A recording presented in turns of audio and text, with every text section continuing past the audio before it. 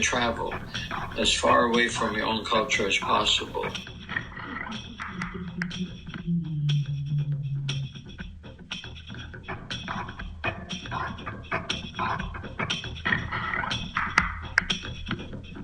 I won a Fulbright fellowship immediately after GSD at Harvard. The purpose was to study village architecture, and the reason I chose Burma is because one of our closest friends for 4 years at the architecture school at Harvard was a Burmese, who was the son of a prominent Burmese architect. Through my studies, especially influenced by Jose Luis Sert or Jacqueline Turbin, I was very interested in regional architecture and how architecture is affected by culture and climate and etc.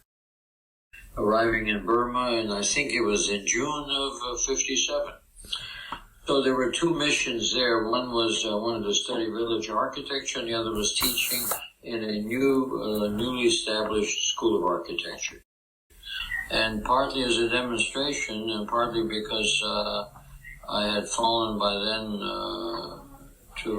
in love with or respect the spirit of the village architecture, which had been developed over hundreds of years of understanding climate and customs and culture. That's the background of why I designed the house. Partly as a demonstration, but partly if I stay on to do other projects, which we had agreed to. And that house created a lot of interest. As you know, the house had not only no bars in it, it had no walls. It had tilt-up panels. And we lived in that house 4.5 years. The house became a center of a lot of not only interest to young architects, of course. It really helped to get them to appreciate the old Basha house, which they associated with slums. In that climate, it's like 160 inches of rainfall during the monsoon, which is constant everyday rains from May until October. Not a single drawing because I built it with two wonderful Burmese carpenters and I was just sketching. I made a few sketches. They don't look at sketches. Just show me. Okay, put a post here, put a post here, put a... It's made of pinkado, which is a wood much harder than teak wood. Structurally, it's wonderful. It's very strong. It is so strong, I cannot put a nail in it. The outside walkways are split bamboo. The floor is beautiful. That's the common name. It's really called padauk. It's beautiful wood. It's also hard, not quite as hard as the structure, but much harder than teak. By that time, I had already studied quite a bit about Japanese traditional architecture. That may have affected the proportions. I'm thinking now out loud. I'm trying to think. You see, the Burmese traditional house is not done as neatly, but it also had these panels, and their panels are approximately the same size. I simply organized them into a module, into a proportion.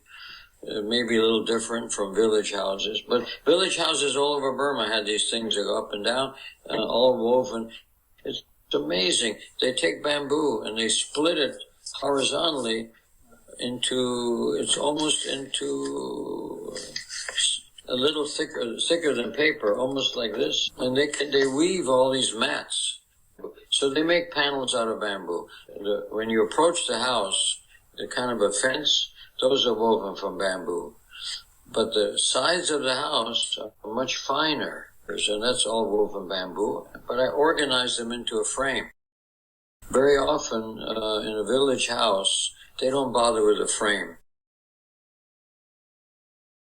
This is the story. When these two wonderful carpenters were building my house. So one day they showed me, it's an ancient joint, which has been used in some temples, how to put 3 pieces of wood through one point, and they showed me how to do it. I made this as a sculpture that I designed. I call it a star. I made it in all sizes. I use them as a base for a table.